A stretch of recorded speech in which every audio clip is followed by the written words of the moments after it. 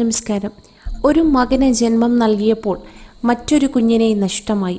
കണ്ണു നിറയാതെ കേട്ടിരിക്കാനാവില്ല ഈ അമ്മയുടെ വാക്കുകൾ. ഇന്ന് പരിചയപ്പെടുത്തുന്നത് ഫൗസിയ അഷ്റഫ് എന്ന യുവതിയെയാണ്. തൻ്റെ മൂന്നാമത്തെ കുഞ്ഞിന് ജന്മം നൽകി വെറും 13 ദിവസങ്ങൾക്കകം ഫൗസിയയ്ക്ക് നഷ്ടപ്പെട്ടത് തൻ്റെ ആദ്യ കുഞ്ഞോമനയാണ്. 5 വയസ്സായിരുന്നു മൂത്ത മകൻ്റെ പ്രായം. പേര് സാക്കിബ്. ബ്രെയിൻ ട്യൂമർ ബാധിച്ചാണ് ആ കുരുന്ന് മരണത്തിന് കീഴടങ്ങിയത്. കളിയും ചിരിയുമായി നടന്നിരുന്ന സാക്കിബിന് വിട്ടുമാറാത്ത തലവേദന അനുഭവപ്പെട്ടിരുന്നു.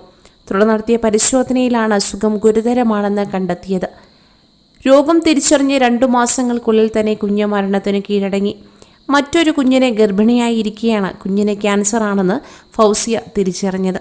കുഞ്ഞിനെ നഷ്ടപ്പെടുമെന്ന് തിരിച്ചറിഞ്ഞ നിമിഷം മുതൽ തൻ്റെ കുഞ്ഞിനൊപ്പം കൂടുതൽ സമയം ചിലവിടാൻ ഫൗസിയ തീരുമാനിച്ചു.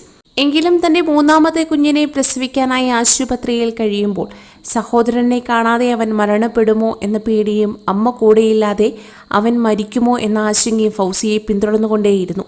കുഞ്ഞനിയനെ കാണാൻ കഴിഞ്ഞാൽ സാക്കിബിൻ്റെ വേദന അല്പം കുറഞ്ഞേക്കാമെന്നവർ പ്രതീക്ഷിച്ചു.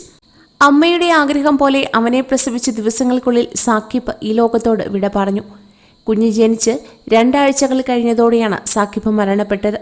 സ്കൂളിലെ സുഹൃത്തുക്കളോടും അധ്യാപകരോടും സെപ്റ്റംബറിൽ കാണാമെന്ന് പറഞ്ഞുകൊണ്ടാണ് സാക്കിബ് അവധിക്ക് വീട്ടിലെത്തിയത്. എന്നാൽ അപ്രതീക്ഷിതമായി എത്തിയ ആ തലവേദന അവൻ്റെ ജീവൻ തന്നെ കവർന്നെടുക്കുകയായിരുന്നു. കൂടുതൽ വാർത്തകൾക്കായി ഈ ചാനൽ സബ്സ്ക്രൈബ് ചെയ്യുക.